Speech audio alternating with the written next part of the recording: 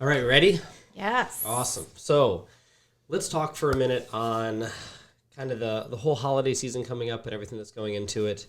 We've got, we just had obviously Halloween, and now we have Thanksgiving, which turns into Christmas or the 25 days of Christmas, Right. and then New Year's and all these different events coming up. So I really feel like this is a time when people are more stressed out than ever before. You know, it's I read a research study the other day that said that people gain 500% more weight, like per week this time than any other time of the year. So I want to talk about it a little bit, go over the stress, the sugar, the inflammation, things that are causing problems, and just really talk about how we can, have some game plan, action steps to be healthy over the holidays. Yeah, so. I think often people turn it into like from a holiday into like holiday months. Yeah. So we end up binging, like you said, from Thanksgiving or Halloween to New Year's. Yeah, we go from 4 days to like 30. Yes. And you start including all the birthdays and other events and all of what I would call like the excuses. Mm-hmm. You know what I mean? And it turns out to be like, a quarter of the year we have some excuse to like binge eat or indulge or get totally off track. And, if you're off track 25% of the time, 30% of the time at minimum, it's really hard to, to stay healthy during the holidays. So let's go through like the three big things. I think that sugar, stress, and inflammation are like the three big kind of issues we all deal with during the holidays. So let's start with talking about sugar. A lot of people talk about sugar and they think of it in a way like, oh, it's a carbohydrate. If you look at the old, nutrition pyramid, heck, sugar, grain, wheat was the number one nutrient that you were supposed to and told to consume. And I know we know that that's not true, but there's still that underlying thing in there. So my question for you is like, what would you say to someone who says, well, sugar is actually like carbohydrates. It's actually energy. What would you say to someone that thinks that way? They're like, oh, I need sugar. I need to be consuming sugar on a daily basis because it's like an absolute nutrient for me because it's carbs, it's fuel, it's, without it, my body can't function. Yeah. Well, I think the big thing too is remembering that sugar is a toxin. Not only does a high sugar intake, it increases your risk for diabetes, but other medical chronic conditions as well. Obviously weight gain. The main type of sugar found in things like the starchy vegetables and starchy foods is fructose. And that actually increases your hunger and your desire for more food, more than just glucose, which that can lead to overeating. And then you have the excessive fructose that you have that may cause resistance to leptin, which is an important hormone that helps regulate your hunger and tells your body, hey, you need to stop eating. But research shows too that drinking sugary beverages way more than people who don't. So consuming too much added sugar, for example, especially for sugary beverages, increases your risk of weight gain, can lead to visceral fat accumulation. Yeah, and that's an important thing to stop on just for a second. We talk about leptin. It's like a hormone we don't talk about really often. Yeah, so you consume excess amounts of sugar for a long period of time, and all of a sudden your leptin hormone gets messed up, which means your body doesn't know how to tell you whether you're hungry or whether you're full. Exactly. Huge issue. Mm-hmm. People are slaves sometimes to their hunger. And, I think food companies know this. They understand this. That's why there's like that sugar point that's talked about in food manufacturing, where like you have to have just enough sugar to where it's sweet and people love it. Not too much, but just enough so that it keeps them coming back for more.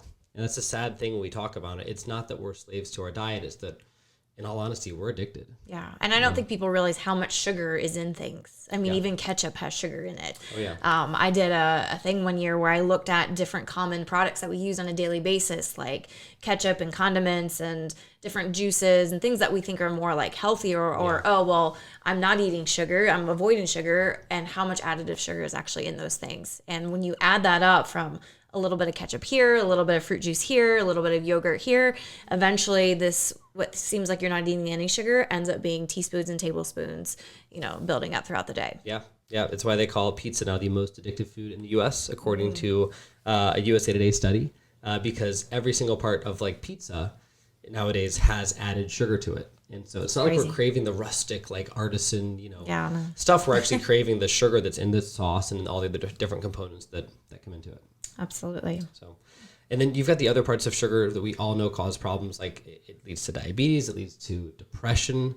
A study by UCLA study found that if we consume fructose, it significantly causes blood glucose problems, triglyceride issues, insulin issues, and insulin resistance, which also leads to now dementia, Alzheimer's, impaired memory problems. Because if we have these hormones out of whack for a long period of time, it affects our complete brain chemistry and function. So really, I think this is like permutating everything in our life. And it's kind of hard when we talk to people and say, to some extent, it's like, well, hey, grandma's cookies are the things that are killing you. But it's not just the fact that we have like one cookie one time. It's like it turns into this whole season. Mm-hmm. No wonder January and February are times when weight loss companies make all their money, right? Because they know that people are going to just go to absolute, terrible lengths with their health throughout this holiday season. And so hopefully if we can go through this and get some action steps in place, we can, ideally speaking, stop that stuff from happening. Absolutely. Last thing, I know that we're going to talk about a little bit more too, but sugar causes a lot of mineral deficiencies. So it lowers levels of magnesium in the body, which is good for like hormone repair. Really important for the electron transport chain, how your body actually creates energy. Magnesium deficiencies can lead to bone density loss. Mm-hmm. It can also lead to sore, stiff muscles all the time. So when we talk about the fact that, people are sore and stiff all over the place because we have poor posture, we're not taking care of our health, we're sitting more. Also, you look at the fact that we're eating too much sugar, it can cause these issues as well. Our body can't repair, it can't recharge when we're sleeping. We're not getting restful sleep. So not only is it hormones out of whack, it starts affecting our body health. Who would have thought that their bad back could have been caused because they're eating too much sugar? Right. You know what I mean? Right. That's oftentimes what we're seeing. And then trace minerals like chromium, like manganese are also affected as well when we eat too much sugar. And this leads to a whole cascade of issues where it's hard because when you start getting, I think, deficient in trace minerals, no one will really diagnose that for you in a test other than like the metabolomics testing that we do in our office. Like if you go to your general doctor and say, hey, I'm having all these issues going on, they're not testing you for trace mineral deficiency. Right. You know what I mean? They're going to look at your blood sugar and your cholesterol, which is an effect. That's not a cause, it's an effect. And they're going to treat that with a medication as opposed to saying, wow, you need to stop eating sugar. Here's a diet plan. Here's a nutrition plan. Here's how you should get adjusted to get your posture healthy so you actually absorb magnesium properly. We don't go through all that in our general medical system. We're always doing you have high sugar. Wow, all your bloods are off. Great. Take these medications and keep eating the exact same way that you do. In fact, I had a patient come in the other day that went to their doctor and they literally told them, I asked them like, what kind of food should I eat for this problem I have? I've had she had an inflammatory type of arthritis. And they said, how you eat's not going to affect this thing at all. It's an inflammatory arthritis. It's literally caused by inflammation. So you're right. How you eat has nothing to do with it. So, but it's the harder thing to do, isn't it? I get it. It's harder to do, and it's hard, but it's treating the symptom versus treating the cause. Yeah. And you can treat the symptom of it, which sometimes is necessary, but at the end of the day, if you don't treat that cause, you're going to be suffering. Yeah, you're totally right.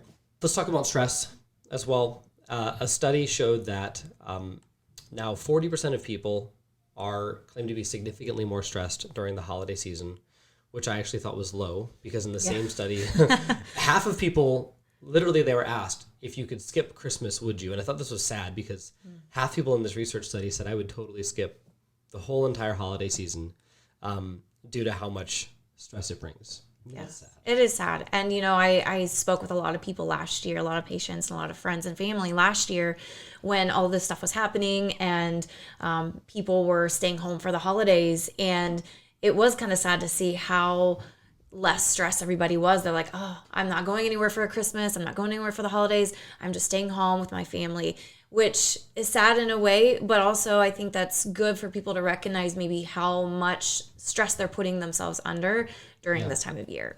And I think that's, you think about this time of year, there's stresses from food, from finances, from, getting together with family members that you might not agree with or disagree with more often. And we know that stress wreaks havoc on our health. It shuts down your immune system. It causes your blood sugar to go up. It raises your cortisol, which leads directly to weight gain. Yeah. You get that huge cortisol dump when your body goes into that fight or flight mode, and it just causes everything to go to whack. Yeah. So inflammation is kind of caused by these things. We talked about stress, sugar, and inflammation being the three things we're going to talk about. But inflammation is really that global term that you can refer to that says, hey, there's this giant elephant in the room. Stress, sugar, there's other things as well, toxins, bad foods. I don't know of any companies that use healthy oils in their, baked goods and things like that. So, even unfortunately, Whole Foods still uses canola oil in a lot of their baking products and things like that. Or their self-serve food section. Yeah. So it's not like just inflammation is a little thing. Inflammation encompasses everything. And when we're away from health, when we're not living the 5 essentials, like we should be focusing on the healthy mindset, getting quality chiropractic care, nutrition, exercise, minimizing toxins, inflammation just builds and builds and builds in our body. And that's the thing that inflammation is what causes disease. Yeah. It clogs your arteries, it leads to high blood pressure, heart disease, and eventually organ failure. If I'm ever going to a place, to a dinner party, out to dinner with friends, in all honesty, I always eat before I go. And so for me, typically, I have a really healthy smoothie before I leave. Number one, just for me personally, I have a really high metabolism, so I'm always hungry. You would know this, adjusting patience and being physical all day. I mean, I think we burn a lot of calories. What that means is, in all honesty, I can probably go out and eat a really unhealthy meal and it won't show. But I know on the inside it does. So for me, my big tip is I always eat before I go out. And what it does is it satiates me some. And it's kind of like going to a grocery store when you're full. Yes. You're going to make way better decisions because you're not thinking with your gut. Right. You're thinking more with your head, with your heart. You're not starving, grabbing the first thing that comes there, which, the bread. If you're in a restaurant, it's going to be the bread. If you're at a a dinner party or whatever, you're going to get all the appetizers, you're going to get all the sugar cookies or things like that. And so, tempering yourself by having something that's good and healthy to eat before you go out can make a huge difference. It's actually very smart. Yeah. That's actually very smart. One thing I like to do when I'm at the meal or at the dinner, at wherever I'm at, I try to have an order of operations of things that I eat first. So I always try to eat the vegetables first, whether that's a salad. Hopefully there's fresh vegetables. Sometimes there's not. Try to eat those things that look like vegetables. Eat that first, then go for the proteins, and then go for the starches and carbs afterwards. So then you're at least filling yourself up with some of the good things, kind of like you were saying. Yeah. Then minimizing, hopefully, the amount of the starches and carbs and things that you do actually eat. So that's kind of my little trick that I do. Here's the thing. We're talking about these little strategies and hacks, and they sound like so... I guess to like a normal person, sometimes they sound weird. I tell someone I have a smoothie before I go to dinner, and they're like, "Why would you do that? We're going to dinner." Right. And I'm like, "No, it makes sense to me. Like I'm getting the healthiest food possible, and then when I go out, I can have a normal sized portion, and not jump on the bread when it gets there, and fill up on carbohydrates, and cause my blood sugar just to go out of whack. It's a big thing. Yeah. The other thing, okay, and this is more like, I wouldn't say that this is the only thing you should do because it's not like the best like. There's definitely healthier manners, but there's research showing that if you do a workout right before you eat, or even right after you eat, if you're walking and things like that, it really helps balance your blood sugar out and stop those big insulin spikes from hitting. So typically for me, before I know I'm going to like Thanksgiving with my family or Christmas or a big event or something like that, I'm going to usually time my day so that I have a workout right before I leave. Worst case scenario, I'm doing like 100 air squats before I go to a place because it's going to spike my body's insulin sensitivity, meaning it's going to pull more glucose into the cells to burn them off. So like a little hack is like, hey, you're going to a place and you're like, oh my gosh, I'm about to eat like a big meal or something like that. Sneak off into the bathroom and do 100 air squats. I know it sounds weird. I've said it before, but it's a really effective strategy. Hey, it's smart. Science shows that it works. And on that same note, being active while you're at the place and then afterwards as well is a big thing. So I typically see more people have herniated discs and back issues during this time.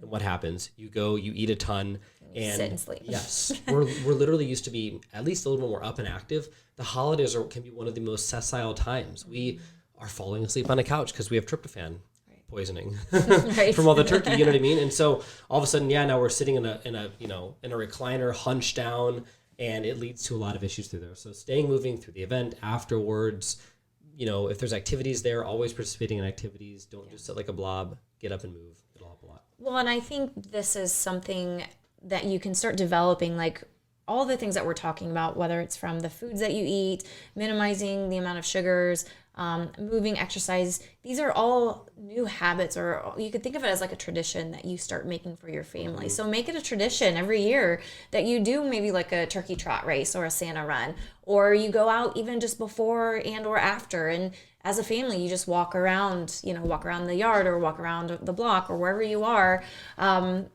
But if you create that as this is our new tradition, this is things that we do, it's going to become more ingrained in yourself, but it's also going to be ingrained in your kids as well. Yep. And I think showing them and helping create healthy habits and healthy tools around the holidays, I think is important for them to learn that it's not just about, getting stuff and overindulging and, stuff and cookies and the sugars and everything. And, but there's a lot more to it during this time of year. Yeah. If we're talking about habits and things like that, I want to talk about just some healthy habits for food. Really, most importantly, like getting back to a breakfast, getting back to a healthy breakfast, and not saying that like you have to get up at 5 a.m. and like make everything. Breakfast is really breaking fast, right? So that's like when you break your fast for the day.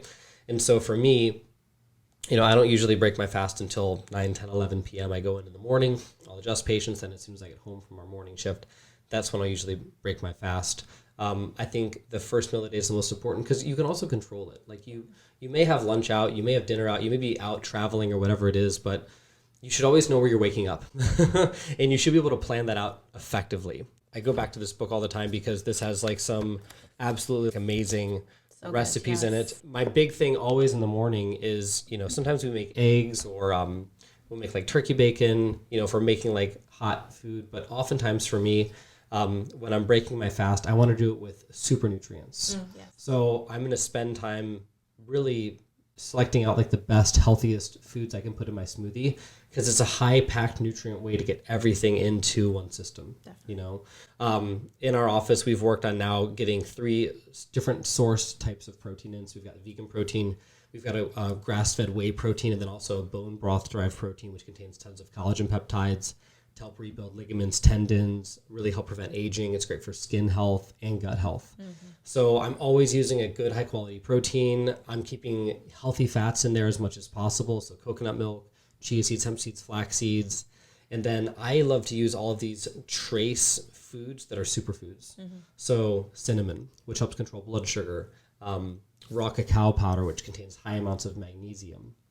Love doing all those little things. Greens powders, spinach, kale. Basically, for me, my smoothie becomes the healthiest meal of the day. And I think, that's in the military, they make people make their bed in the morning because they say how you start your day will form a habit. So I think getting back to a great way of breaking your fast with a healthy breakfast, I think should be like one of the main things that we focus on during this time. Yeah. One thing I like to add to my smoothies as well, talking about the good healthy fats, is avocado. So you can buy bags of frozen avocado chunks and then either let them thaw or just put them in frozen, or you can take an avocado, scoop out half of it and throw it in. And that gives you, it doesn't make it taste like anything other than it's nice and creamy. So it just gives another added fat to it. Yeah, that's awesome. Yeah, I love it. So let's talk some immune boosting supplements. Obviously, there's stuff going around in the world right now. And, I guess kind of like if I had like a fear for our patients, for the community right now, it's really the fact that, our immune systems have taken just an absolute beating over the last year and a half. And whether you think yours did or not, it has, because due to social distancing, due to widespread masking, our profile of bacteria in our body has gone down. We have not had the regular exposures to our immune system that normally we would have. Our immune system learns off of its environment. And so one of the things we're not getting is it's like our immune system hasn't been able to practice. Right. It hasn't been able to have those exposures, to have those little mini fights going on. And that's why experts right now are calling for this to be, quote unquote, the worst cold and flu season ever. We know it's not necessarily a season where there's more germs. It's that our immune systems are absolutely taking a beating. Normally it'd be the holiday events, the bad food, all of those things. But if you couple that with the fact that our immune system is highly downregulated over the last year and a half or more, I am actually concerned. I'm actually concerned for our patients, for the people in the community, because I think that for a lot of us, we're going to get train wrecked if we're not careful. Yeah. And if we do the right things, we have a great, potential to be healthy, but we really have to work on buckling down this holiday season, getting the right supplements in our body, getting the right foods in, and really mapping out our lifestyle so that we can optimize our health. Because if we don't, it's going to get even worse. Absolutely. Some of the top 3 things that I take myself, my family takes that I recommend, a good quality vitamin C. Yep. High dose of that. Vitamin D3, especially during this time of year. I mean, vitamin D3 is one of those things I think is becoming more, people know more about it, and they're realizing like, oh yeah, I need some more vitamin D. With that, I personally take 5,000 to 10,000 a day personally. I'm also breastfeeding as well, so that uses even more of my energy and more of my stores of things. But during this time, we don't get exposure to sun whatsoever. There's about 5 months of the year or so where the sun doesn't reach high enough elevation in the earth where we are for you to actually make vitamin D. So unless you go down to the Caribbean for a couple months, which might not be a bad thing. I wish we could do that. That'd be great. Then supplementing with some sort of vitamin D, I think, is very crucial. Having your levels tested, I think, is really the best way to know exactly how deficient or how much to supplement with. Yeah, and those lab tests, they're so cheap. Like if you don't have a doctor you guys go to, we can do lab testing for vitamin D in our office for less than $60. I think it's like $54. You can get a vitamin D test if you ask. Absolutely. So, yeah. It's super cheap to know. Yeah, if you don't know your level, you don't know. How do you know? Yeah. Well, and that's kind of like you mentioned with the other things, doing different lab testing to see where you are deficient in your vitamins and in your minerals. Otherwise, it is kind of just guessing like, well, I think I should probably be taking some of this. Let me take it, but that could maybe not be enough. Yeah. I noticed when I was pregnant with my son, I was doing all my vitamin C, vitamin D, my zinc, my magnesium, my prenatals, everything. And then towards the end of my pregnancy, I was about 37, 38 weeks, I got a tooth infection. And so I was trying to take extra to boost my immune system up. Yeah. And by doubling and sometimes tripling up on some of those vitamins, the swelling in my legs and ankles actually went away, which never happens if you've ever been pregnant. It never happens. And I just thought that was really interesting because I realized I'm like, maybe I'm more deficient in things than what I realized. Yeah. And I think a lot of people are that way as well. Yeah, I think you have an increased metabolic need at that time. Absolutely. Especially even this time of year too. Yeah. And, maybe people out there aren't pregnant, but they're going through lots of stress, job transition, family coming into town, holiday season, the stress of, preparing, buying gifts, doing all these different things. It's not pregnancy, but it's definitely stress on the body. Absolutely. So I agree. I think all the things you said are awesome. I also, one of the things that we developed about a year ago, because I'm on the run a lot. And for me, sometimes it's hard for me to sit down and map out all of my vitamins. Mm-hmm. So the essentials packs that we have in our office that has awesome, literally your magnesium, your omega-3s. It's got a multivitamin in it. It's got magnesium in it. A B vitamin as well, which is really important for energy production inside of the body. Vitamin D. Yep, vitamin D too. I can't tell you how many people we test in our office with the metabolomics who are deficient in vitamin B, mainly B6, B9, B12, and those are your energy pathways. Mm-hmm. B vitamins help your body take glucose, whether it's broken down from stored fat in your body, whether you're ingesting it, it helps take that down and break it down and turn it into the fuel that your body uses, which is ATP. Right. So when you're deficient in those B vitamins over time, it's like you're shutting off half the power plants inside of your body. Our body literally has to produce energy. Sugar isn't fuel, fat isn't fuel. Those things become fuel in the form of these tiny biochemical compounds. And if we aren't getting enough of those proper things into our diet, it makes it really tough. Yeah. So I'm huge on doing the essentials pack. I'm also doing tons of greens powder and fiber supplements. I want to make sure that I'm helping my gut get healthy as well. You talked about vitamin D before. Vitamin D is absolutely essential. And when we test people and see that they're deficient, usually we also see that their gut's kind of a mess as well. Yeah. You have to have a healthy gut to absorb vitamin D, which is why in our vitamin D we put probiotics. And sometimes we even have to go beyond that with people using a gut renew powder or a 50 billion CFU probiotic if people have been taking antibiotics throughout their life or they haven't been really diligent with reducing sugar. A lot of times our gut can get completely out of balance. So we have too much of the bad bacteria, not enough of the good, or we don't need a diversity of foods. And we basically have a very small profile of flora inside of our gut where we need having to have tons of species, we've literally modeled ourselves down to only 8, 10, or 12 dominant species inside of our gut. And it's not enough. Our gut bacteria are what actually digest our food. And when we start, I know people do it. I know my kids like to do it. They like to eat one thing sometimes. So when we as humans start to do that, we were made to eat a wide floor of foods. That's why we eat every color of the rainbow when it comes to vegetables. You want to get all those micronutrients in. Well, the reason we have a lot of immune problems is because our guts aren't healthy as well. So especially around this time, I'm looking at getting my gut healthier. So it's gut renew. It's maybe doing a detox. It's maybe adding in those high strength probiotics as well. And really, if you make this time of year, the year that you're pushing yourself to get healthy, and you're taking supplements and you're putting action steps into place, it's really easy to breeze through the holidays and kind of see them for what they are. Usually this is the time that I try to go the other way with my health. So as we coach patients, as we speak, as we are these people who are helping others, my whole focus this time is I'm going to try to be as healthy as humanly possible, because it makes it really simple. And actually I kind of get frustrated with everything that's going on. I don't indulge in that same sense. I'm like, okay, I'm going to Christmas. I'm going to have one of these, cookies that my grandma makes, and I'm going to have a little bit of the sweet potatoes, and that's it. Because I already ate a healthy smoothie that day. I already worked out that day. And if I'm doing all the right things, I know that the more unhealthy things that I eat, the more it's going to set me back. So I just try to keep myself always going the opposite direction for it. And it's great. And in all honesty, if you guys are working out now or doing those things, guess what? The gyms are empty. Right. It's the best time to go.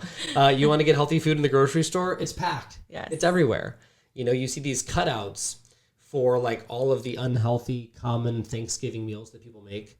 The bad gravy, the unhealthy dressing products, the stuffing in a box, all those things that are just lining those end caps. Stay away from those. Yeah. You know what I mean? Like if you read those for a second, it's just like grandma used to make or something like that. It's not. My grandma made things from scratch. Exactly. And those things are probably 5 years old in a box. But I swear they put them out, they wheel them out every year. Yeah. And people do, they just fall for it, and they buy these old things that are just packed with unhealthy ingredients. If you look at the ingredients in some of those old family favorites for stuffings and things like that, the ingredient list is as long as my arm. Yeah. You know what I mean? And there are these words in there that are, I don't even know how they synthesize those, not good for your health. Yeah. At all. Yeah. Like you said, making it from scratch and making it a family thing as well. Like get the kids involved. Get your, if your mom or your in-laws or whoever is always the ones making it, well, offer to help, offer to step in and be like, hey, let's work on this together, Yeah.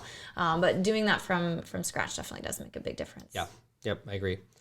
Let's talk for a second some of the most effective ways that we can kind of manage our peace, in life in general, but especially during this holiday season. Yeah, I think first and foremost, simplify your schedule. Look at things you have to do, things that you want to do, things that you get to do, and maybe start prioritizing things. I don't like to think of things as, well, I have to go do this, I have to do this. Everything you do is a choice. You choose how you react to this time of year. You choose if you're stressed because your family's in town.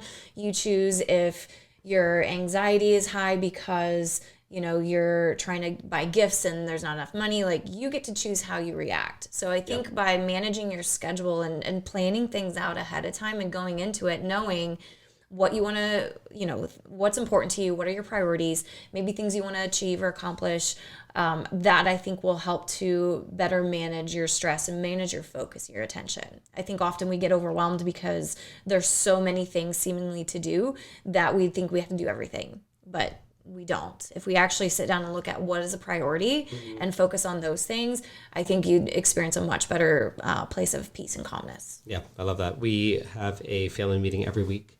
We've always done it, but during the holiday time, we're even more diligent with it because the reality is if you're not being diligent like you're talking about, it is so easy during this time of year for the rug to absolutely get pulled out from under you. Totally. The amount of, it's just little things that come up. We're like, oh, we forgot about doing this or that. And all of a sudden you're chasing your tail and you're off track. You know what I mean? And if your family's off track, if you're not grounded in what you're doing, it's so easy just to get out of sorts. So it's family meeting every week, plan out your week, know what you're doing, make health a priority, so you're planning out family workouts, family meals. Yeah. If my family's coming into town, there's going to be more unhealthy food. The day before that, we're doing heavy workouts, we're doing intense training, we're eating super clean because we know that there may be unhealthy food the next day. So like if we're diligent on that, it makes it really easy and it's a breeze. But all of a sudden, if you're off for 3 days, you feel like you're scatterbrained. You don't know where the family is, what's going on. And then all of a sudden it's like, oh, now we have to go here for the weekend. And then we're here. And then all of a sudden you're like, man, I feel lethargic and terrible, and health is really one of two things. Either it's a perfect circle or it's a vicious cycle. Mm-hmm. And what that means is if you're doing the right things, it's so easy to stay on track. But as soon as something derails you, it becomes this immediate vicious cycle. You ate terrible food for a day and a half. So guess what? Do you want to work out today? No. Because you're exhausted, because you feel like crap, because you have a headache, because you drank too much the day before and you ate terrible food. And then you skip that workout. So you're stressed and you're angry at yourself. Then you eat more unhealthy food. Yes. And then you get sick because you did all those things. Then you're down for 4 days. And then your arthritis flares up in your back and your knee goes out and you get more headaches and neck pain now. And it's that vicious cycle that takes us out of our sort. Definitely. So the more we try to keep health a perfect circle, meaning we're doing actions and behaviors that enforce and influence more healthy behaviors, I think that's the hugest isn't a word. It is now. It is now. It's one of the biggest things we can do. And I know it sounds silly. I know it sounds, pedantic. It's these small little things, but it really does make a difference if you do map it out. Because if you don't plan, you're going to fail. Yeah, absolutely. I think one big thing that I've personally been working on is just taking time to breathe. I think breathing it seems silly, but it's kind of one of those underappreciated things that we tend to not think about. When you actually sit and just be at peace and be at stillness for a minute, and you just like imagine how you're breathing. Most of the time, if you put your hand on your chest, you're going to feel your lungs moving under your chest. You're not necessarily going to feel, if you put your hands on your stomach, you're not necessarily going to feel your abdomen move. And I think that's the difference when we're in this stress and we're in this go all the time and from one thing to the next, that we're not adequately breathing properly. If you just sit, even when you're in the adjusting room and you're laying down waiting for your adjustment, if you just take those few minutes to just focus on taking deep breaths, you're going to feel much more relaxed. Your body's going to be more relaxed. You're going to get a better adjustment and you're going to have a better, I'm going to say, start to your day, whatever time of day that is. From there on out, things are going to be radically different. Yeah. So I think just taking a moment to breathe, I constantly try to talk with my 5-year-old about this as well, and just saying, I know you're upset. Let's take a minute and take a breath. It doesn't always work very well, but we try. We're good at telling other people to do that. I know, exactly. So I try to find moments for myself when I am intentional about it, because it is very easy to just go about your day and think about everything else. As with all these things we're talking about, you have to be intentional. It has to be on your forefront. It has to be in your mind. It has to be a priority if you actually want to make these changes or make these steps. Yeah. And so like if I'm feeding my baby right now, those are when the moments that I'm sitting there, I'm trying to like, okay, let's focus on taking deep breaths. You could do it if you're at a stoplight. If you're laying in bed or, in the shower or whatever times, but that's going to help to, like I said, relax your muscles, bring your blood pressure back down, help lower your cortisol levels. And it just puts you into a better mental state to making better decisions. Yeah, that's awesome. Big thing for my family is I focus on making sure everyone gets adjusted very often as well. Yeah. I know you talked about it a little bit in there. If you're breathing, you get a better adjustment. But if we're thinking about it, this is the time of the year that we're sitting around more than we normally do. And so, for me personally, I'm not above the law of life. I have a spine. Mm-hmm. I have stress that comes at me every day from working and adjusting people. I have injuries that I deal with. I blew 2 discs out of my spine. I know that I'm bending over a table all day long. And I feel like if I'm not adamantly getting my family adjusted and myself adjusted, we just tend to feel a little more run down. Definitely. So I'm getting adjusted to help keep my immune system functioning in high gear. We know that adjustments, especially to your middle back, can boost your immune system. Mm-hmm. They increase your white blood cell production by 20 to 30% immediately right after an adjustment. Mm-hmm. And so it also helps with my posture, my mental clarity, my focus. I'm a patient just like any other. If people think that, I just magically get adjusted. No, I actually can't adjust myself. Right. You know what I mean? Wish. You're adjusting me. So I'm making sure I'm getting more adjustments during this time. And it really, again, it's keeping the main thing. We always go back to the 5 essentials, but it's not doing all 5 essentials, the ones you're not doing are the ones that are going to kill you. They're the ones that are going to cause the disease. You know what I mean? So it's about doing all 5 things properly, looking at all 5 facets, minimizing toxins, keeping those clean foods coming in, getting adjusted, eating healthy, and managing peace, keeping your mindset clean.